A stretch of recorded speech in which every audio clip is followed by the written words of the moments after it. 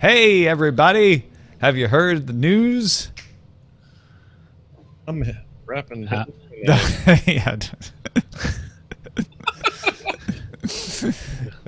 We are going to make your lives better today, one hopes, by talking about some tech.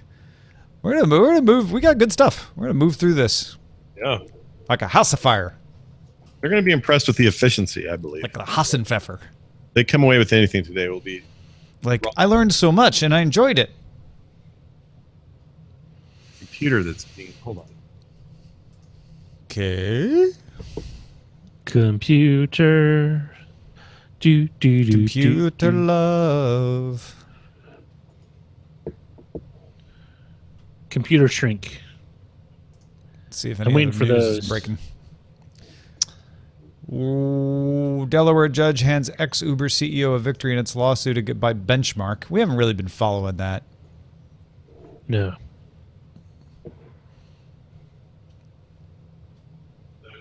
What's his bucket? Yeah, Kalanick, and that seems like very much a businessy story. I mean, it bears on Uber, but the actual CEO who's actually going to make decisions about the product that you use seems like a better place to focus our energies.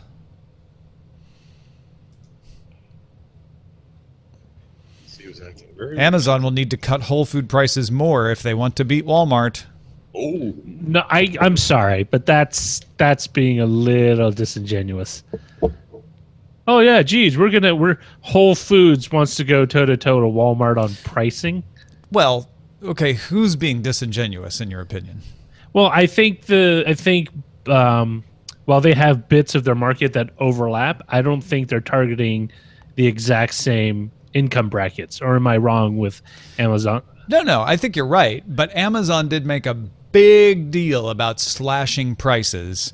And it was very much, a lot of people took it as a veiled, like, hey, we can have high quality and low prices, unlike some people. And it was taken as directed at Walmart. Walmart and Amazon are definitely in competition. So I get why Fortune would write this headline of like, hey, those of you out there who are saying Amazon's taking on Walmart, keep in mind they'd have to cut prices a lot more if they want to compete with Walmart on price. And I think that's a responsible headline. They would also need to expand their product line at Whole Foods. Oh yeah, totally. And that's why I'm saying it's. I don't think anything is disingenuous about the Fortune story because people are saying, "Oh, Amazon's going after Walmart," and in many ways they are because Walmart's going after Amazon. That I believe, but I mean for unless they reposition Whole Foods. This is just a taste of what you get on East Meets West. Available at subbrilliant.com/EMW. There you go. Listen to two old guys complain. Just like your father used to do at the bar or the pub or the coffee shop. If you miss hearing two old guys complain about the world, check out our podcast. At work.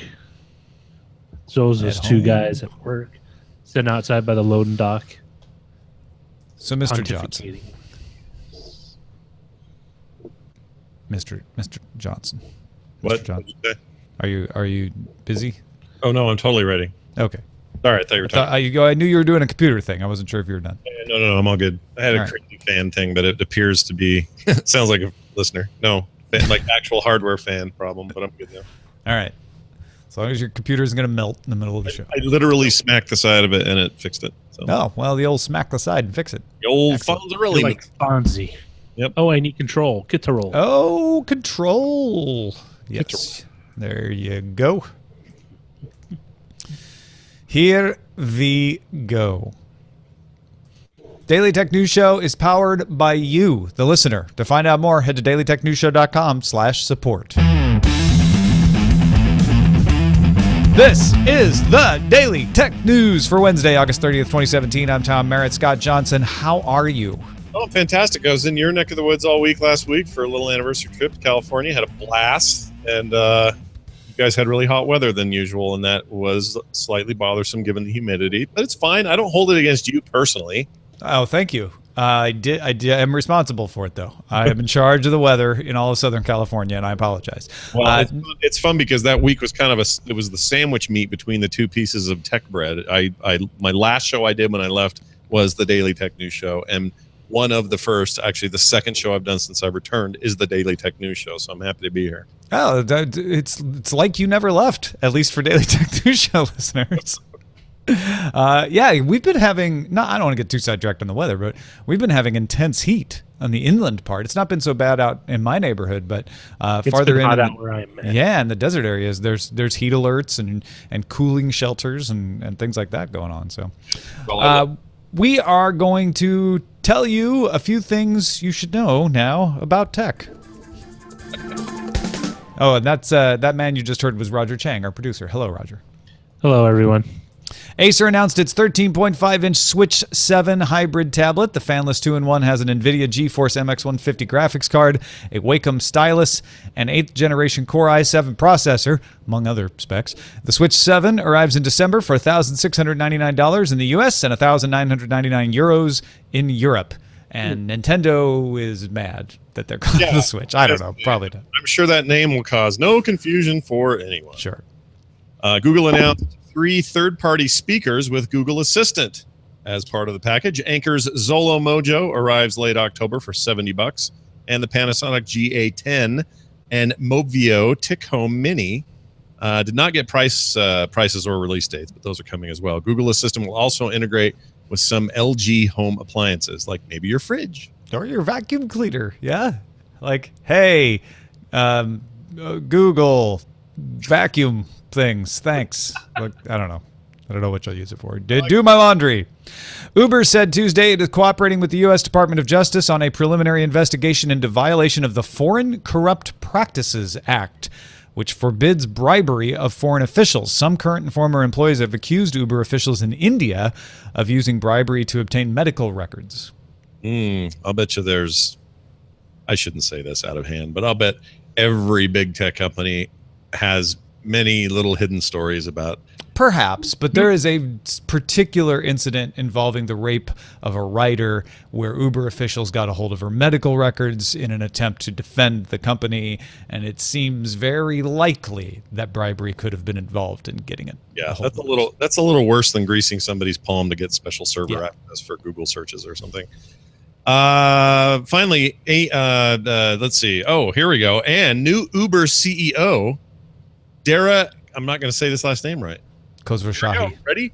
Khosrowshahi. Khosrowshahi. Nailed it. You didn't even say the letters that are in his name. No, I know. That's what I do.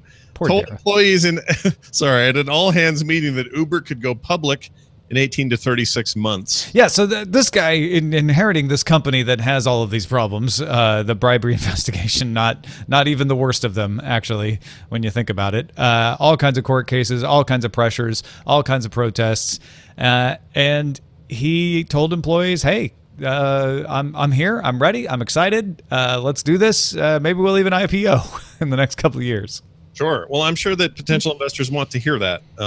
The company, it's actually kind of weird to me that they've gone as long as they have without going public. And I know there have been reasons and arguments as to why they haven't or why they shouldn't or should or whatever. But this seems like a nice, fresh approach to your future. So yeah, it's a cheap way to motivate, but a good way to motivate to say, hey, all those stock options you're sitting on, they'll be worth something. Just hang in there. Stay with us. Amazon and Microsoft are integrating their voice assistants so you can ask one to open the other. They created a skill on each other's platform. Amazon voice service users can tell Cortana, hey, access Office products like my calendar, my email, my Outlook. And Cortana users can ask her to control home devices or do some shopping through Amazon. And when I say her, I mean Alexa.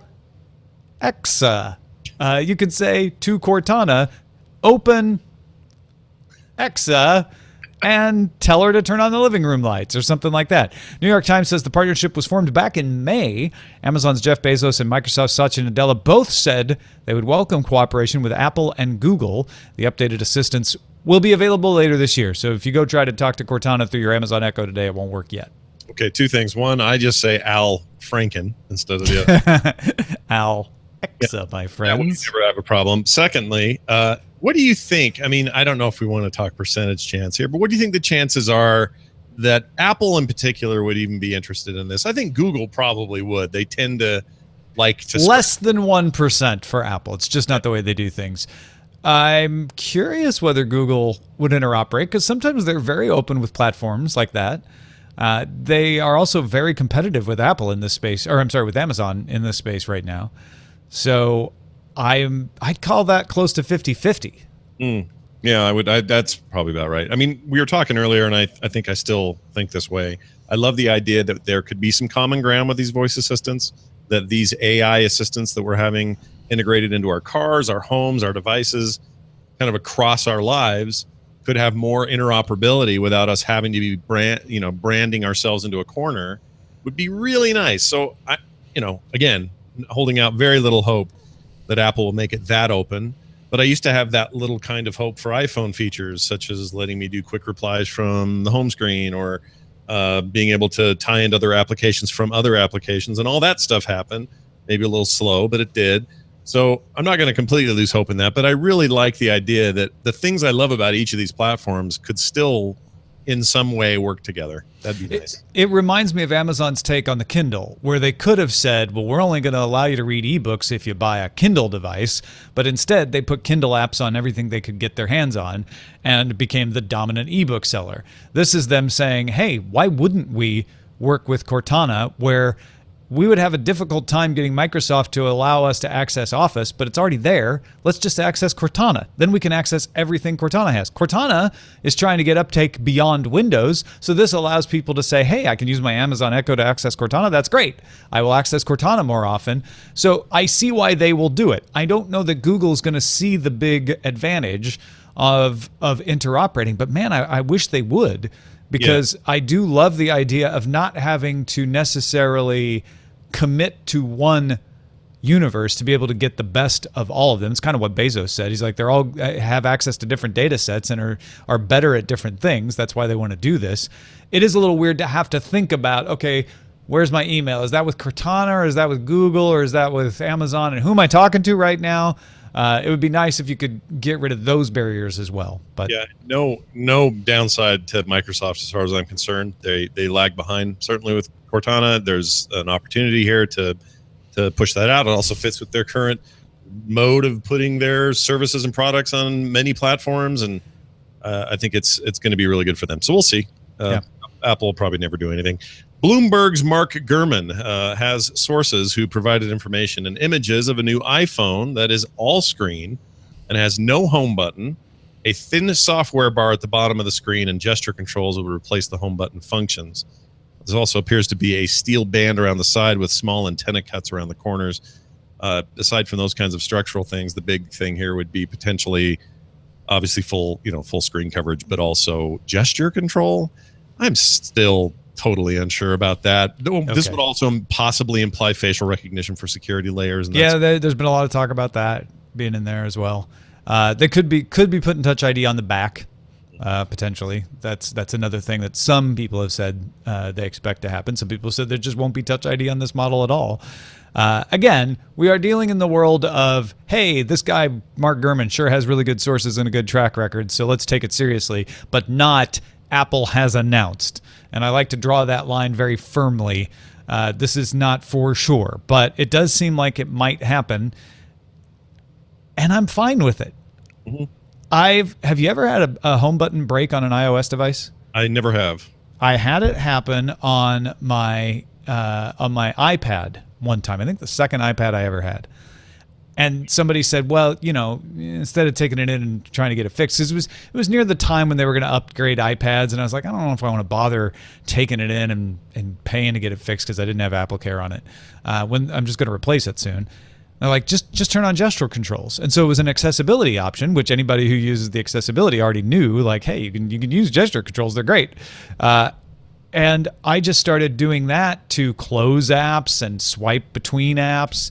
Now, I've stopped doing it since Touch ID came back to the iPad, but for iPad, for a long time on my iPad after that, I was using gesture controls. So it works really well, and once you get in the groove of it, You don't even notice that you're not using a home button. Well, also we may see, this is one of my problems with there's not always parity between the phones and the iPads, or between tablets and phones.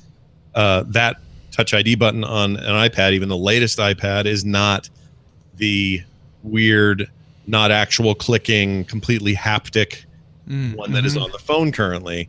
So you could potentially break the one on an iPad, but the one on the phone is this more solid state affair, which I really like.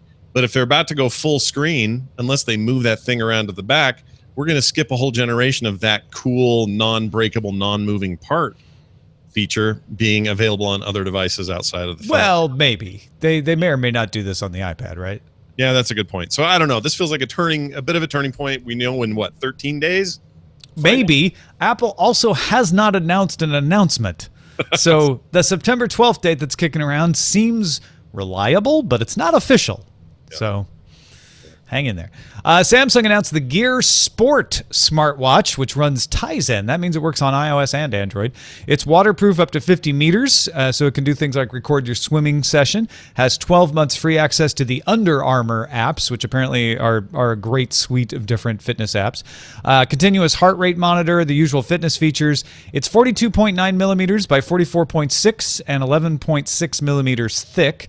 Has a 1.23-inch circular AMOLED display, 4 gigabytes of storage, 768 megabytes of RAM, Bluetooth 4.2, NFC, GPS, barometer, and a 300 milliamp hour battery. Now, they did not announce a price, so that makes a whole big difference, but it will be coming out in the holidays. Samsung did announce a price and release date for the fitness tracker Gear Fit 2 Pro. That one has a nice looking screen as well and is available in black and red for pre-order Thursday at $199. I'm going to bet $349 to $399. Complete guess, but a smartwatch with those particular specs, I think you go any lower than that. You might be a little on the high end, but I think that's pretty close. Yeah, something just higher than $299, and that's why I'm thinking $349, something like that. 9 to 5 Google says that they think it will sell for around $250 based on the Fit 2 Pro's price.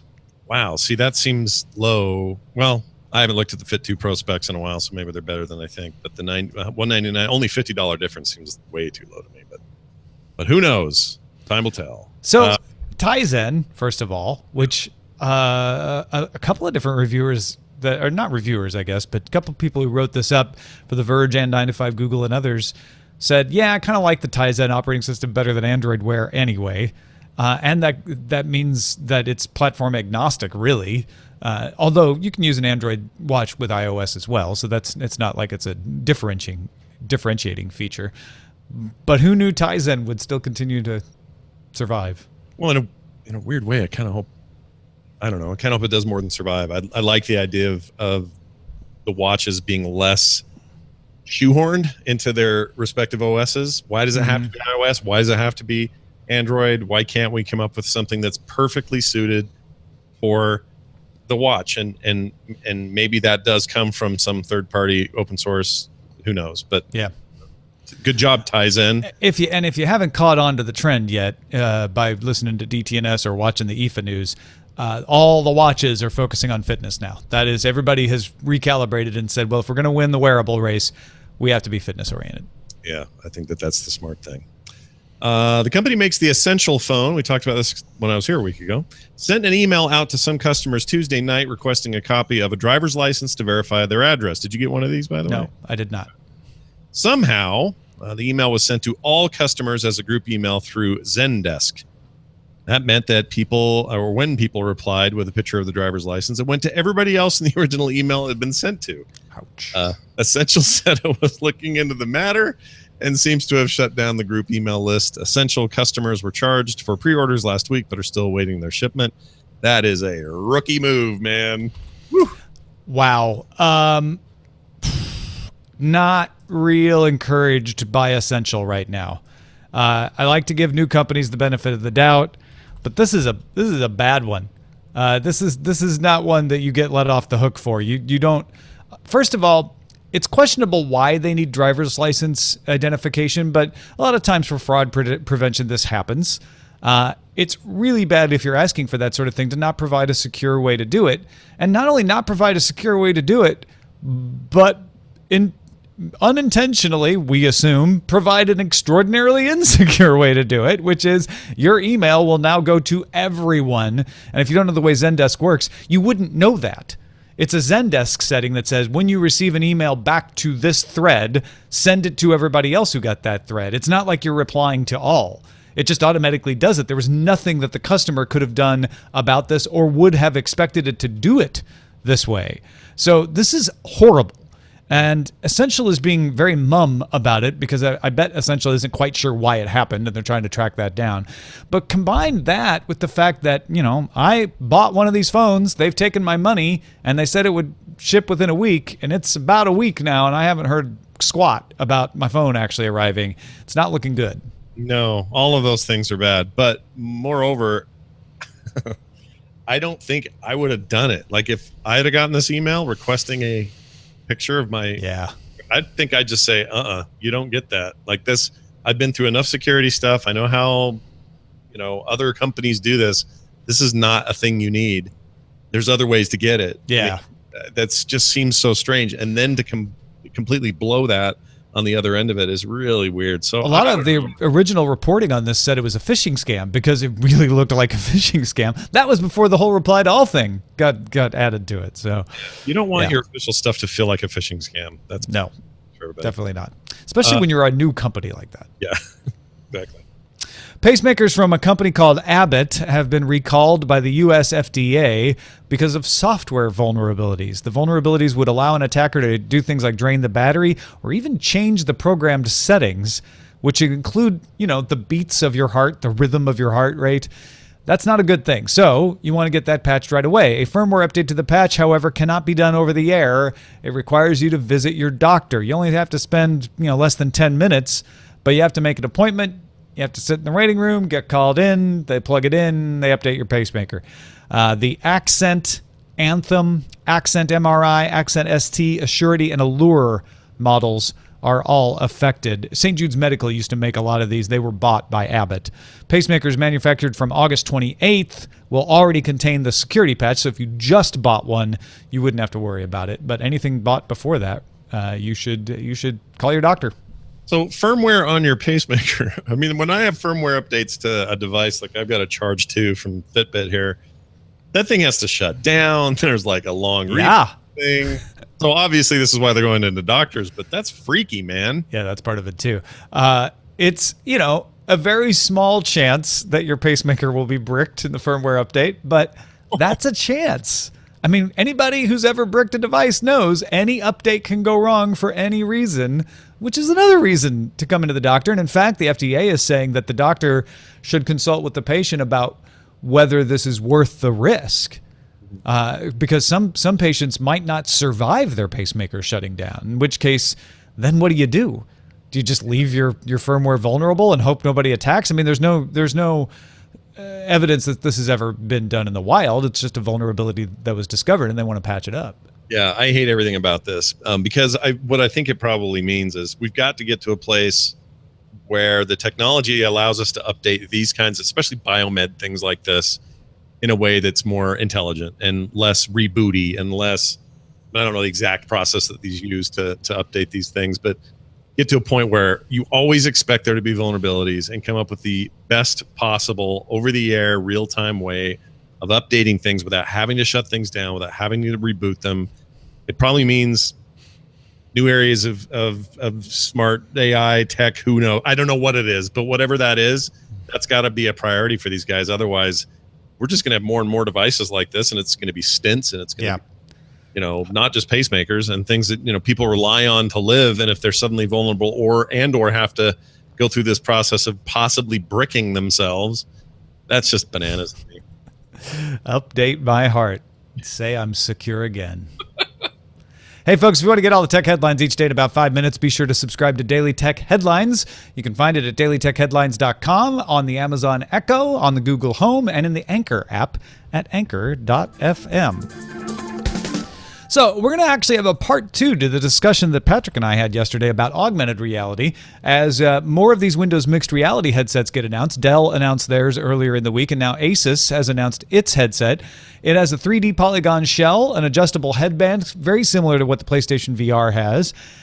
Distributes that weight across the head, and it also contains quick-drying antibacterial materials, which I know is something that appeals to you, Scott, as someone who is afraid of pink eye. Well, let's put it this way. I'm not necessarily afraid of pink eye. I'm annoyed that pink eye ever has to be an issue. And so I want is a world where VR and AR and that kind of stuff can be more of our public life. And part of that means going to a mall and having an entire place dedicated to VR and AR experiences and being able to go in there and be confident that the thing you're putting on your head doesn't have some kid's gone boo in it. So I love this idea. I like that they're thinking this way. Obviously, I must not be alone in this, or else why would they even make this a feature? So, yeah, well done, Asus, for being really, as far as I know, the first headset to implicitly have quote-unquote technology that sort of covers that stuff. So that's good.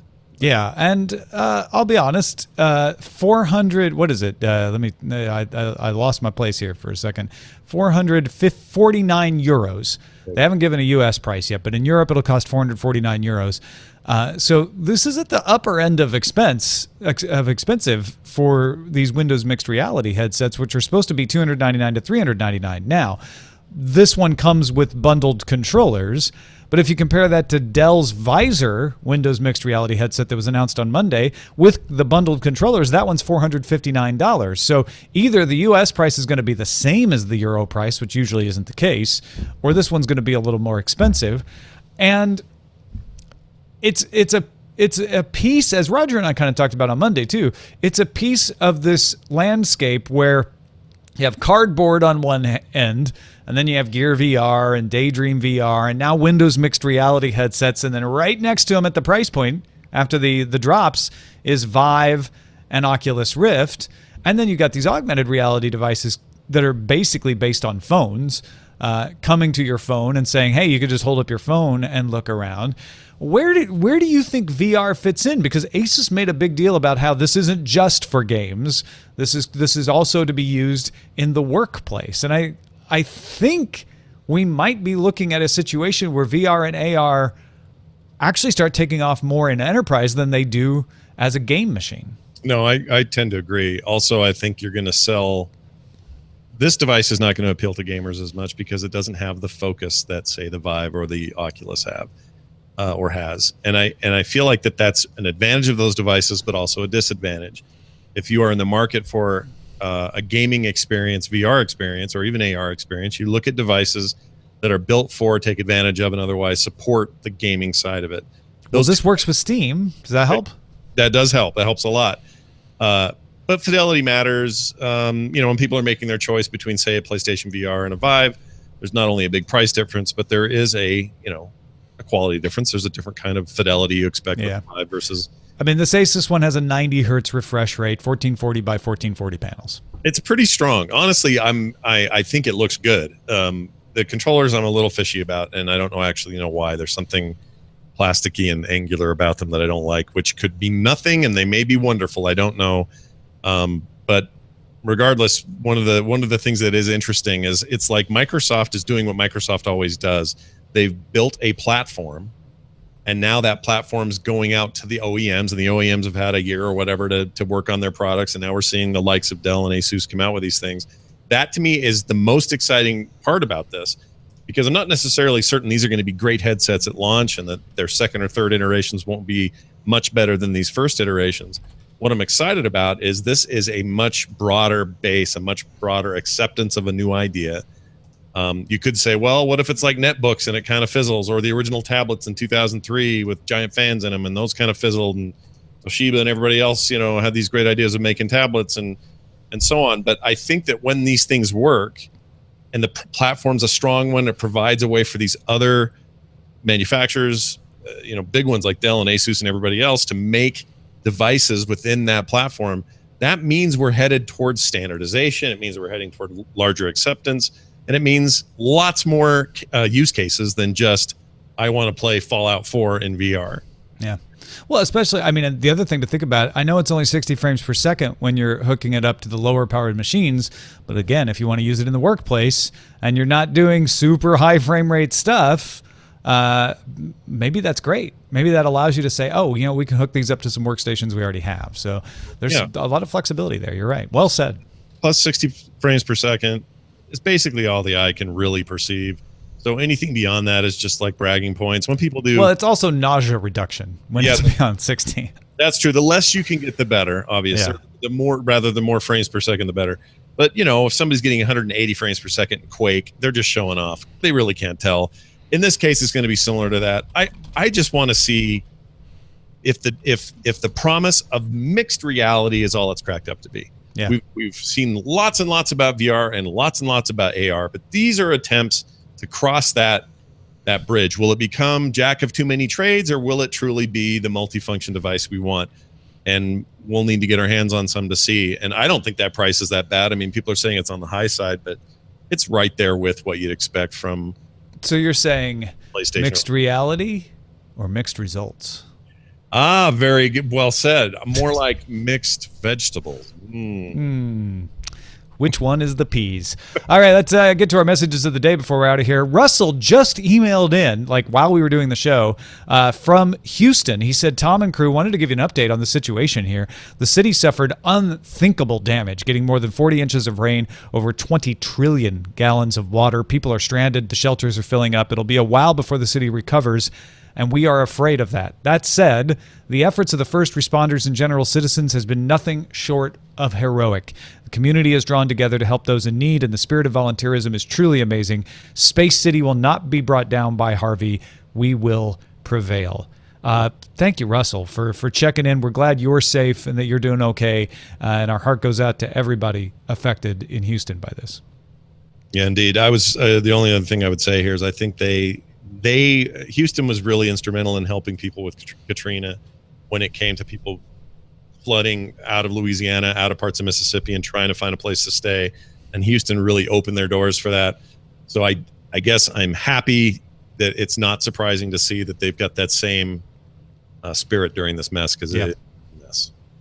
So stay safe, Houston. Stay safe, Louisiana, and don't forget the horrible flooding that's been happening in northern India as well. Even more lives lost there, and that's been ongoing. So natural disasters don't respect borders, unfortunately, and we all respect that. And if there is something you can do to make a difference, consider doing that. All right, heard you guys mention that Three Hills mine, and I thought I could shed some light on why Alberta is so favorable for high electrical demand projects like big server farms. This is Reed from Smoky Calgary. Says, I'm a petroleum engineer here, and I deal with it daily. Alberta produces a large amount of oil and gas throughout the whole province. The bulk of this oil is heavier and typically comes with what we call solution gas. The natural gas leaving the oil pushes it into our wells, so we have to produce gas to make the oil, even when gas has little to no value. This means everyone around here has an abundance of gas without much reason to build natural gas pipelines to sell it. Typically, it'd just be vented or flared, which is basically wasted. The industry is now under a lot of pressure to use this gas rather than put more CO2 in the air for no benefit, and one of the easiest ways is to burn it in a generator and make power. Unfortunately, everyone is doing this to the point where power prices are very low, or in most cases now, there's no room for more generators. Demand has been met and then some. So if you're looking for a place likely to have cheap power for years to come, head on up here. We'd love to have you. And P.S., if anybody in the audience had any great tech ideas to help us use this extra natural gas up at remote sites, myself and many others would be all ears. We sometimes give it away for free if we can find someone to take it. Wow. That seems... and then he sent along a link where you can get a live view of Alberta's current power demand and generation status divided out between the different types. Wow, look at that. Yeah, well done, Canada. I mean, I don't know whatever happened to natural gas car conversions, but maybe there's something there. Who knows? Yeah. The problem is the tanks to hold the gas are kind of heavy. And it's not that they're more expensive. It's an easy conversion because for most gas engine powered cars, it's not that much difference to move fuel of a liquid fuel and then natural gas because they both get atomized at the injector. But it's just, the facilities infrastructure isn't there. You got to find somewhere to put a giant, leak-proof tank on a car, because you have to put the natural gas under a huge amount of pressure to store it effectively in your car. And for a lot of people, I mean, the trade-off wasn't there. They did it for some fleet cars like cities and cabs. Yeah, it's too bad it's not it's propane. You could the barbecue world would love Canada, man. Jeff S. posted on our blog to thank everyone for their suggestions for coding software and other resources. He says, we decided Scratch Junior was a great introduction, and she's already creating characters and storylines with it. Of course, she being his 5-year-old. The puzzle block symbols is a very easy to understand system, linking the actions together for her characters. Her current favorite is the voice recorder blocks. Coworker also suggested code.org as another resource. I downloaded Unity and will work on exploring it, so when she wants to take game design to the next level, I'll have some familiarity with the subject matter and can give guidance. Thanks again to everyone who responded to this call for help. Jeff. Man, the tools the kids have today, it's embarrassing. Kid, we were just dirty kids sitting in our diapers in the dirt with a stick. That's who we were. Then finally, Nick wrote in. Now, we covered this on the post show yesterday, but if you only listen to the main show, in reply to Patrick saying 4K is a higher resolution to UHD, he might be kind of confusing the fact that there are 3 standards. I don't think he was confusing it. I think because when we talked about it afterwards, he said, yes, that's exactly what he meant. The actual 4K resolution was invented for the cinema and is a resolution of 4096 by 2016, exactly 2 times the height and width of 2K resolution, and is referred to as either DCI 4K or just 4K. The term was co-opted by consumers wanting 4K in their homes, and the TV manufacturers went along with it, but made the resolution 3840 by 2160, which is exactly 2 times the height and width of 1080p. It would be correctly called 2160p or UHD1, depending on the features, but almost nobody calls it that, unfortunately, and therefore causes confusion between the real 4K spec, 2160p, and UHD. Kind of like how you Americans call all tissues Kleenex, even though Kleenex is a particular tissue. 4K has been similarly genericized. The correct non-marketing way to refer to them would be cinema resolution is 4K, TV resolution without HDR and wide color is 2160p, and TV resolution with HDR and wide color is UHD. And yes, 4K Ultra HD is marketing that tries to encapsulate all the buzzwords. I learned a lot about this by listening to Scott Wilkinson on Twit's Home Theater Geeks podcast. So Scott's a great resource for that kind of thing. You should absolutely check that out if you're so inclined. Yeah, the monitor I got for gaming in 4K was actually this 2160p solution, the double the height and width of 1080p. Yeah. And that's what my 4K television is the same thing. Yeah, I think that's pretty common now in terms of some of the, the stuff we have at home. But yeah, this stuff can get confusing. And when they layer in that marketing level, it just makes everyone have a little more natural gas, Tom. Well, yeah, no kidding.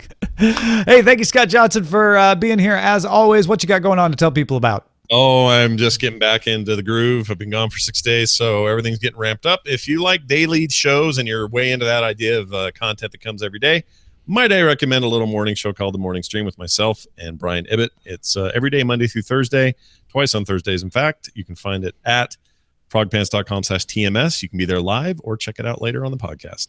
Hey, thanks to everybody who supports the show. We definitely are above our goal of 1 more patron than last month, and that is thanks to you. We're going into the last day, so hang in there. Don't cancel in the next 2 days and keep us ahead of that goal. And we have some new goals that we'll be announcing on Friday, so be sure to stay tuned for that. You can find how to support the show, if you haven't already, at patreon.com/DTNS, and we thank everybody who does. Our email address is feedback@dailytechnewsshow.com. We're live Monday through Friday, 4:30 p.m. Eastern, 2030 UTC at alphageekradio.com and diamondclub.tv, and our website is dailytechnewsshow.com. Justin Robert Young's on the road tomorrow, so Allison Sheridan will be here. Be good to talk to her. She's been on the road too. Talk to you then. This show is part of the Frog Pants Network. Get more at frogpants.com. Diamond Club hopes you have enjoyed this program. I almost hurt myself doing that. Well, don't do that. Well, I have, I don't think it's torn. I have an injury in my rotator cuff. Oh. From his old baseball days. Yeah, it's old. So if I'm not careful and I do too much that way, it hurts. Feel that, huh? Not like that's not like Veronica's though, right? Hers was gnarly. No, because mine's not swollen. So my doctor's like, I don't think you'll need any surgery. She's like, let's just do some physical therapy on it and see if we can get it back in shape. Yes, Veronica's old gymnastics injury. Old podcasting injury. You know, I'm a little sad that nobody in the Showbot has decided to use where's that term in the email? There it is. The Kleenex is a particular tissue would have totally been a pick for me. The particular tissue. Well, we have Update My Heart. Update my heart. Hey, Google, Say I'm vacuum secure things. again. Tom controls Southern California weather. Scott doesn't hold it against him. Essentially, we messed up. Cortana opens AI. Al. Alex. Cortana tells Alex A. Alex A. I like Alex A. to tell Cortana to tell. You know what? Screw those. There's no We place can like safely home, put them in but a headline. We just can't say them out loud. That's my head tells me to update the firmware, but my heart says no. Oh, by the way, somebody who has echo pause set as their wake word was complaining because that set it off. And I'm like, well, I'm going to say that. I'm sorry. Yeah, that's why you say Al Franken. Yeah. I really like Don't Brick My Heart, but that's my own personal. Don't brick my heart. Pretty good. That's a good one. That's a good one. That is really good. Update my heart or Don't Brick My Heart are my favorites so far. Platform agnostic. Have a broken heart. We have a firmware update for that. Essentially, oh wait, is that one? Don't brick my heart, my achy bricky heart. Firmware to fix broken heart. Pacemaker. That was a good one, Silverblade. There's a lot of pacemaker ones. Mm-hmm. Asus and the mixed vegetables of VR. Windows mixed vegetables. Tom almost hurt himself. It's one of them in here. Don't brick my heart, my achy bricky heart. Don't break my heart. Yeah. All right. Just don't break my heart though. As much as I like the achy bricky, it's shorter. All right. That's pretty good. Scott Johnson. Bio Cow, nice job. Good pick. Well done. Wow. It was so good I almost swallowed my gum. Wallered it.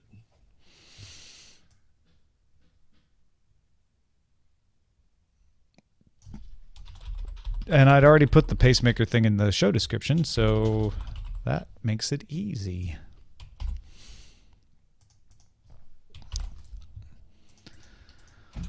All right. Good work, team. Yes, well done. Efficient. We got the gas knowledge from Roger. Right. We got the VR insight from Scott. Knowledge. I read some things.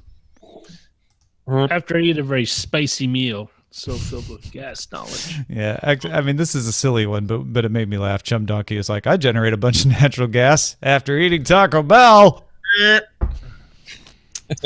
You know, Taco Bell is one of those things that kind of sounds cool, and then when I eat it, it's like, You say that a lot, so it still sounds cool. You're not learning from these mistakes. I'm sorry. You know what? You know, people fall for the same broken relationships one after another. I have an issue with You have a broken food. relationship with Taco Bell, is that what you're saying? Yes. You have a I don't toxic know why. relationship with Taco Bell. There's something almost seductive about Taco Bell, and I don't know You know why. she's bad for you, Roger, but you just keep going back and ordering her deluxe Supremes. Yeah, like the KFC doesn't have that. Like KFC, I like, oh, it's kind of gross. Not to say that all KFC. I find the things I order from Taco Bell to be perfectly fine. I stick to the chicken breast and basically just, you know, flour, tortillas, lettuce, tomato. Keep it pretty simple, and it's not bad at all. Yeah. I'm one of the. I really That like ground those beef is taco what that'll ones. get you every time. The tacos made of the Dorito shell. Oh yeah, no, now you're in crazy land. Oh man, I don't know. I can taste it now. because a chicken soft taco with the not out of the shredded meat, but out of the breast chunks, those are actually made of food.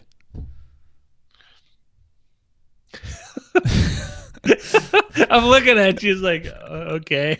They're made out of food, Roger. Yeah, you know what I'm understand? saying? Like the Dorito thing, like who knows what's in that's not all food in there. No, it's possibly lots of coloring and MSG, but the MSG makes it taste so yummy. I don't know that they use MSG at Taco Bell. I don't want to accuse. I know them of MSG that. is used in Dorito chips, so I assume if Yeah, they but use they might not. They might decide not to in there. maybe. Hard to say. Well, MSG is a naturally occurring compound in mushrooms, so if you like mushrooms, you get MSG anyway, although not as much.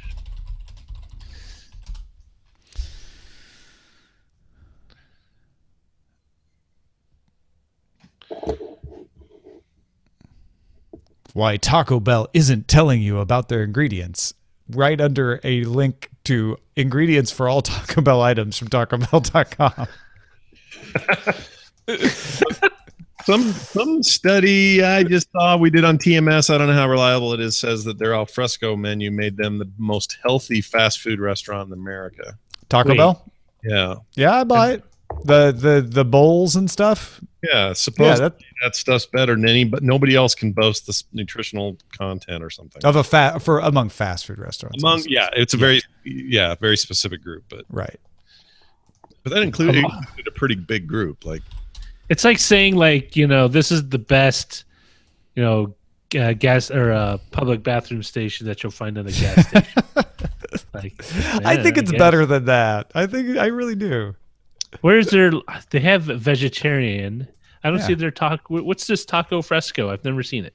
It's the Cantina menu where they use like fresh vegetables, low salt. Dollar cravings. I usually just go straight to the dollar cravings. Well, there you go. That's like the worst stuff for you on the menu, probably. Well, you telling me $1 for a beefy mini quesadilla is wrong. If that's they wrong, I don't want to be right. Cinnabon Delights. Oh, I love their empanada pies, which are basically just Yeah, pies. those are also not good for you. I don't know what to tell you. Seems to me that some of the responsibility for this lies in the orderer, not just the restaurant. The orderer, Yeah, the customer. the customer. I've been brainwashed by a televised chihuahua telling me to make it Taco Bell. I haven't had the Chihuahua in a decade. Well, it Come shows on. you how much TV I've watched since that time. I watch a lot of Netflix. That brainwashing really stuck. I don't know what it is. And you know what? Even burger places don't make me go crazy like that. Like something about Taco Bell. Just sounds really good. My wife's like, oh, Taco Bell, we go there. I was like, oh, this is gross. We do the same thing. But I tend to believe you have healthier options if you can take them at Taco Bell. And then what Scott was saying backed me up on that, which is good to know. yeah, it's supposed to be good. And everyone always says, "Oh, you spend all day in the bathroom if you eat a taco." No, Depends on what you order. yeah, There are certain things you can order that will definitely have that effect on you. yeah. If you eat like 8 bean burritos, then that's all you, man. Don't eat the beans. I just remember Alex Lindsay's email to Tom and I. Don't eat the beans. Beans. Avoid the beans. Ever since then, I never eaten the beans. Let me tell you why you shouldn't eat the. Yeah. See, exactly. It's not a pleasant. I mean, Alex meant well.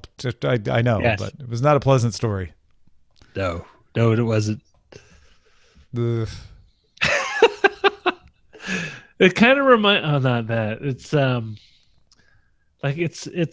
fast food's such a weird thing. Their menus are both incredibly expansive but incredibly confusing. Like my decision tree gets. That's one of the too reasons I like complicated. In-N-Out.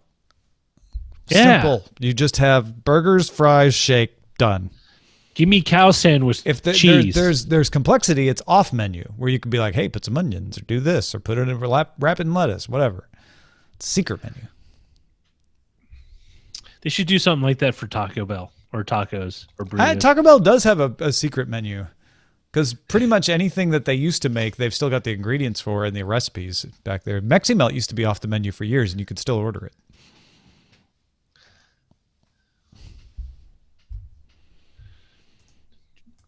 All right, Scott, what's taking up all your attention there? What are you reading? An email from my mother.